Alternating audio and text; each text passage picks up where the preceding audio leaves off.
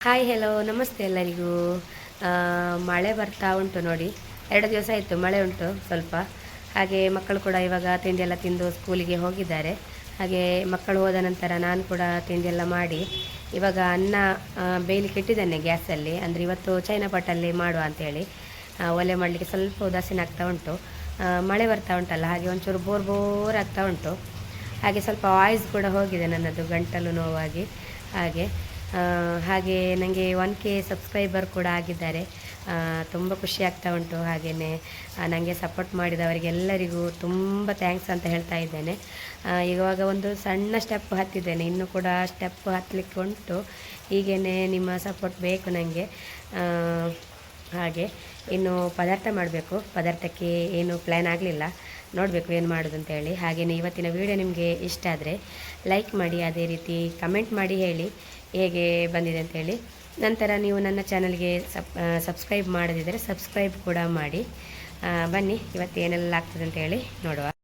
ನೋಡಿ, ಅನ್ನ ಕುದೀತಾ ಉಂಟು ಇವಾಗ ನೋಡಿ.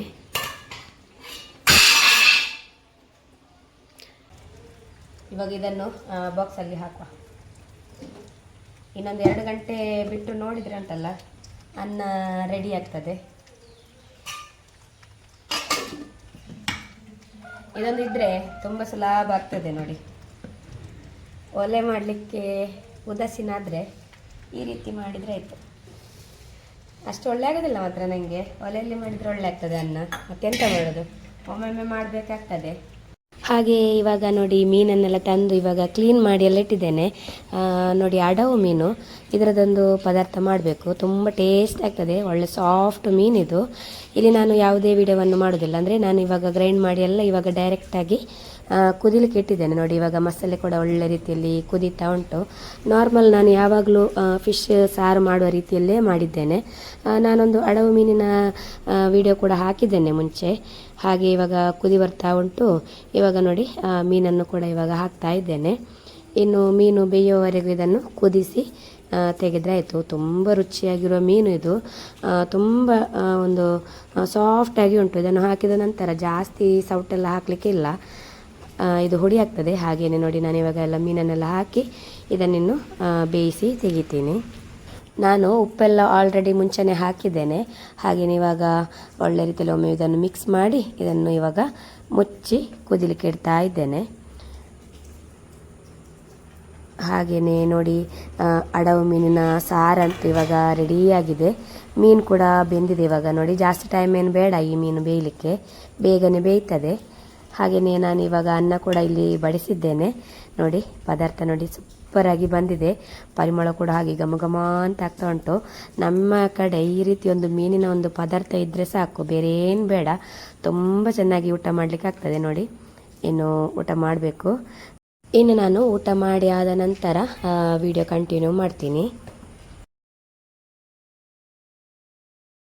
ನೋಡಿ, ಇವಾಗ ಸಂಜೆ ನನ್ನ ಮಕ್ಕಳು ಸ್ಕೂಲ್ ಬಿಟ್ಟು ಬರ್ತಾ ಇದ್ದಾರೆ ನೋಡಿ. ಸಣ್ಣ ಮಗ ಹೋಗುವಾಗ ಅಳ್ತಾ ಹೋಗಿದ್ದಾನೆ. ಎಂದೈ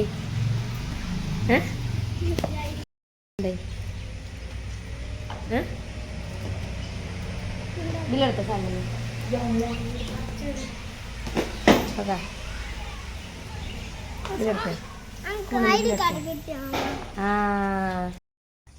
ನೋಡಿ, ನಿಯಾನ್ಶನಿಗೆ ID ಕಾರ್ಡ್ ಸಿಕ್ಕಿದೆ ಹೊಸತ್ತು. ಕೂಗಿಕೊಂಡು ಹೋದದ್ದು ಬೆಳಗ್ಗೆ. ಶಾಲೆಯಲ್ಲಿ ಬೀಳ್ತೀನ